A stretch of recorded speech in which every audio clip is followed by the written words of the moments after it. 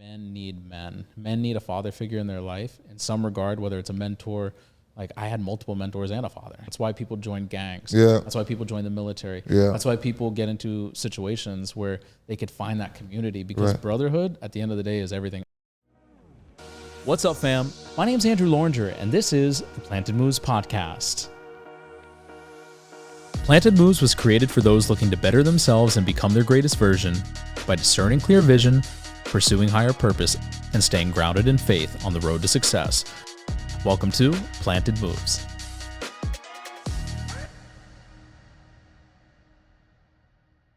People that could, like you said, hear the impact, change their perspective.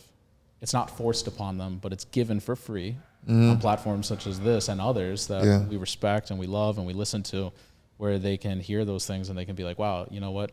That's like a different point. I never thought about that before. And a lot of people get triggered in the process. Yeah. They don't want to think that way. Right. What you mean? I like, wait, is he talking to me? Is he talking to me right now? I saw a post by Gary Vee the other day that said our grandparents are more ready for social media than we are because they understand what it meant for those one-on-one connections. They brought birthday cakes when it was somebody's birthday. If somebody died, they were the one go show up at the house, give them a card, and do all these type of things. And we ended up using social media to do almost the exact opposite, almost to try to block out those special events for people.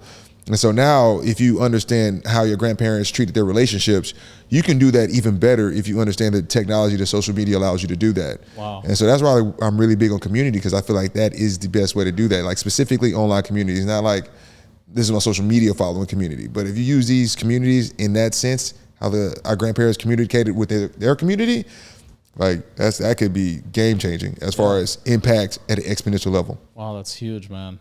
That's actually a huge thing to talk about. My mind was going crazy while you were talking about that, because I'm thinking, like, how many times have you seen someone like had a death or experienced a loss or something happen, and you see a whole bunch of comments like, "Oh, praying for you." I've been guilty of that too. "Oh, praying for you," and then I didn't pray. Yeah, right. Yeah. But my parents, they would do it by themselves in the corner or together. They do it at church. They go home and do it by themselves. My grandparents, they wouldn't even tell you they're praying for you. They would get everybody, hey, Bob's going through a tough time. He's got a divorce. Something's going on in his life. Like, everybody, let's go. Let's pray for them. And that's true, bro. They had that respect, and then the desire to actually take action, because impact was so important to them, not because they were getting anything out of it, but because it was just the right thing to do. They did. They truly felt how Bob felt. Yeah. They's like, yo, I can't even imagine what you're going through, Bob. I'm going to just try to help you as much as I can, man. Just let me know what else I can do. Yeah. It's hard to have that mentality sometimes, especially in cities like this, where you feel like everyone wants to take advantage of you. Yeah. I mean, we're walking by each other and we don't even like that. We don't even recognize we're walking by a human. That's a human. That's a human. That's a human. And you give people enough service and they take advantage of it enough times, you don't even want to do it anymore. You don't want to help people. Right. Or maybe you have that desire, but you're scared. Now you have this like internal conflict where, dang, I really want to help them, but the last time I helped somebody like this, I got burned. Like, it's out of survival at this point. Like, I can't help you guys because I won't be able to take care of myself. Yeah. Type of situation. Yeah, man. So I don't know, bro. There's levels, and I think at least when it comes down to it, we're not forcing opinions. It's just having open conversations. And those open, authentic conversations give people the opportunity to perhaps realize a different perspective, open up their own minds, open up their heart, and be like, oh, maybe I could think about this a little differently. So-and-so said this, and I resonated with it, right? And that's really, at the end of the day, what it's all about. I mean, yeah, it's just like, really, the people on the fence is just like, yo, it's not too bad over here. Come check this out. I mean, and then people who just are firmly against this stance is like, yo, man, you're going to have to find out the hard way. Yeah, it's true, man. Dope, man. Dope. This is fire. Yeah, I like this episode. Yeah, I like it, man. What was your real, true reason for wanting to start the podcast? The real reason why I started this podcast, quite frankly, was because it came to me in a dream. Okay. Yeah, man. So I woke up one morning and I was like, dude, I had this like vision that I was speaking. I was interviewing people, interviewing my friends, interviewing successful people that I know. Again, I have a huge network. Right? Yeah. A lot of them are very successful. Right. And I had this vision of me bringing in all of my friends that are very successful and talking about how they get through tough times, how they get through tough moments. At that time, I had been going through a very, very difficult break up. Right. It was really rough, the way that it ended and the way that things went down. And I was kind of in a dark place mentally, emotionally. That's even why I started the retreat. Okay. And the therapy and everything. And that's what ended up taking me through this self-development journey of like connecting with myself and healing and all these things. But with that being said, I ended up having this dream. I'm interviewing people. At first I thought it was just about real estate. So I'm thinking like, oh, maybe it's all my realtors or whatever. Yeah. And then I actually like prayed on it a little, and I was like, what is this dream? Because I feel it so strongly. I had the dream multiple nights back to back, right? Yeah. And it started getting like more and more vivid. So I'm praying like, hey, give me some more clarity on this, right? Help me out, man. And so I think it was like the third night, I ended up waking up. It was like 3:00 in the morning, and I'm like, oh, I got to start this podcast. Like, you know, I don't know why. I just have to do this. So I started buying equipment. And I felt like the act of buying the equipment was the equivalent of me actually taking the action. Yeah. So I started buying all these things and like collecting items, lights, cameras. When did this start? Bro, this was like a year and a half ago. Ooh, okay. No, I'm sorry. It was just a little over a year ago. It was in December of 2021. Okay. Correct. And so all of 2022, I started just collecting items, and I'm like, oh, I'm starting this podcast. Like, it's this thing. I was deathly afraid to start this thing, bro. What? I don't know why. I had zero desire to do it. And it was so funny because like we talk about that intuition or that inner voice. To me, like I feel like that's like God talking to me, and it kept dripping on me all the time. You got to do this. You got to do this. You got to do this. And I would be like, I don't want to friggin' do this. Like, I don't want to do it. I'm too busy. Yeah, right. So it was so funny because like a couple months ago, that was always my excuse. I'm too busy. I don't have time for this. Yeah. Like I have so many loans in the pipe. Yeah. I'm closing. And so like overnight, my business like dried up, and I was just like, whoa, this is different. I was like, I know December is slow, but like, this ain't normal. This is odd. This ain't normal. And so I went from closing consistently like $4 or $5 million a month to like had nothing in my pipeline for January. And so I sat with myself, and I was just like, I already know what I have to do. Right. And so I ended up going to the retreat center, and I went through a breathwork session. And through this breathwork session, bro, I kid you not, I visualized this loft, all concrete, plants everywhere. This is before you had this place? This is before I had this place. And so I'm like, that's a dope place. Like I saw it in this vision through breathwork. The next day, when I come back from the retreat, I wake up any normal morning. I go to the gym right downstairs. I'm working out at Elevation. And you know, I used to go to Powerhouse. Yeah. I decided to go to Elevation. I walk out and I'm like, dang, this place, I know they have lofts next door. Yeah. I walk in.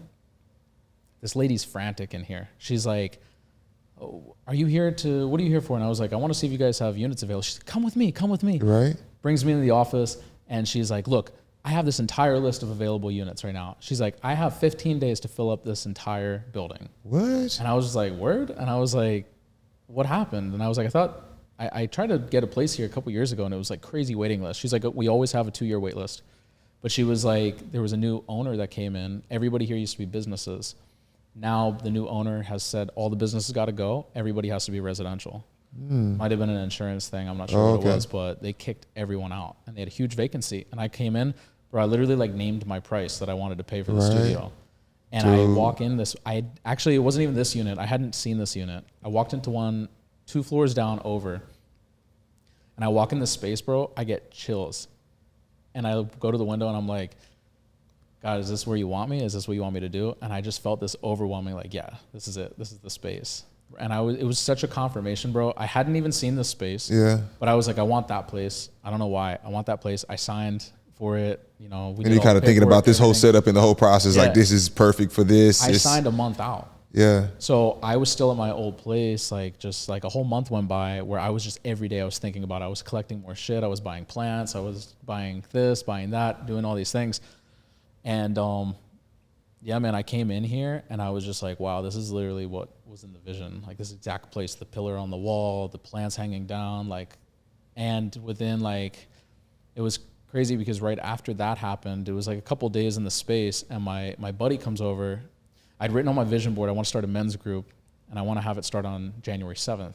Yeah. I think it was the 9th. It was 7th, I remember. I think it was the 7th, right? So I wrote January 7th. And my boy, he's like, he comes over and he's like, dude, like, I love this space. We had just thrown a Christmas party here because there was nothing in here. And he was like, dude, I've been really thinking about this. Like, I have this men's thing. Like I was collecting all these men and we all want to meet somewhere, but we have nowhere to meet. And he was like, can we meet this Saturday? Like, can we use your space? And I'm like, what day is Saturday? And he was like the 7th. And I'm like, bro. Yeah, I remember that. Yeah. So I went out and bought all this furniture that weekend. And I set the whole place up in preparation for the following weekend, which was going to be the, the men's group. And it was a fantastic night. And so it was really interesting. You asked me like why I started the podcast. I went on a little bit of a tangent, but no, that was it. That was the answer. Yeah. I think at the end of the day, it really comes down to like, God gave me a vision. Yeah. I don't know what to expect. I have the faith that it's going to be something, right? I don't know what that is. And my job is not to predict what it's going to be. My job is just to take the necessary steps as they're given to me. So like, we all have a vision, I feel like, of what we need to do, what we want to do, what our desires are. Not all of those desires come from us, in my opinion. I think some of those desires are given us by God. I think also there's a lot of desires that are given us by the opposite, right? Yeah. And so it's like, who are you going to listen to? There's a spiritual battle going on out there. So it's a spiritual battle, and I think that comes down to like what your relationship looks like. Yeah. With God, the universe, your creator, whatever you want to call it. To me, it's God. And I think when you're dialed in, and you're like, look, I have no expectation for what that's going to be. That's why I don't give a shit when we post. Or like who watches it or who likes it. Like, the right people will see it. At the end of the day, the right people will see it. And even if it's only one, bro, if you can save one person, bro, from going off the ledge, from making a poor decision, from going down a spiral that they don't need to go down, bro, that's literally all that matters. Because you might save that one, he might save thousands. Exactly. So it's like, that's the human exponential connection we have. Yeah, man. It says a lot too, because I remember when you also told me that you wanted to start that men's group. That was a separate discussion than this right here, that you want to have the podcast. So I definitely think there's going to be some intersection there where you get a chance to have these men come in, have a chance to get to tell their stories and their testimonies, and being able to be the distribution of that. It's true, man, because men need other men. Yeah. I think thank God I had a father. Yeah. But there's a lot of men growing up without fathers, and I'm not saying anything down against single mothers. I think it takes a strong individual, a strong woman to be able to raise a child. Yeah. Right. I didn't have that experience. But I do think that men need men. Men need a father figure in their life in some regard, whether it's a mentor. Like I had multiple mentors and a father. Yeah. Right? And also brotherhood too. Brotherhood. And that's oftentimes more important. That's why people join gangs. Yeah. That's why people join the military. Yeah. That's why people get into situations where they could find that community, because brotherhood at the end of the day is everything. Iron sharpens iron, right? Because you'll listen to the brotherhood more so than you would your own mindset, really, which is crazy. There's been time I didn't want to go to the gym today at all. My boy Gio basically dragged me out of bed so that we could get to the gym, so we could get that workout in. Actually, last week I did that for him. Yeah. And it's so interesting because like we need that, bro. We need community to help each other. Yeah. What's up, everyone? Thank you for watching our video. If you're looking to connect with other move makers like our guest, please join our online community by clicking the link below this video. And as always, please like, share, subscribe, and send to a friend so that we can boost our engagement and join other people in our community in the endeavor of finding their purpose, becoming their best version.